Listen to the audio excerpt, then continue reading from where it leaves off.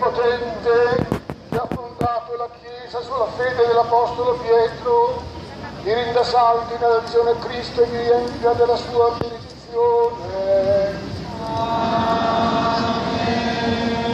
Dio che hai illuminato le genti con la predicazione dell'Apostolo Paolo, vi concede di condurre a Cristo i vostri fratelli. San Pietro con l'autorità affidata da Cristo, San Paolo con la forza della sua visita e della sua parola, vi accompagnino con maestri e intercessori perché possiate giungere alla gioia eterna. Amen.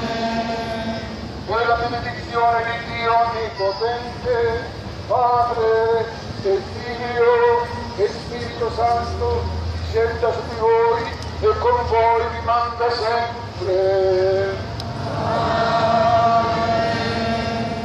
Questo anno giubilare sia un anno per recuperare la fiducia, perché questa città ha bisogno di fiducia, ha bisogno di aprire il cuore alla speranza, ma soprattutto ha bisogno che le sue differenze si mettano insieme, perché se le differenze non vanno eliminate, ma vanno messe insieme, e più sono insieme e più la Mezia va avanti, meno sono insieme e più la Mezia rimane sempre al palo, e lo dico con un linguaggio un pochino così nostrano, ed è la verità.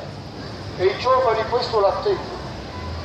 Voi adulti, noi adulti, abbiamo una grossa responsabilità su questo, perché siamo noi che abbiamo regalato questa città ai giovani, per cui sembrano smarriti, non sanno dove sbattere la testa, non sanno se andare via o restare.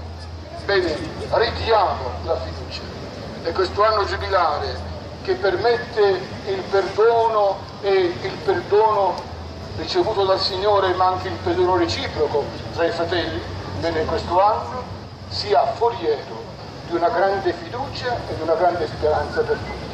E quando andate a casa stasera, a quelli che sono immobili, ecco, sul letto, quelli che sono impediti, portate questo profumo, perché è il profumo dei nostri fondatori, Pietro e Paolo, il profumo che è la notizia che Cristo è il Signore della nostra vita. Amen.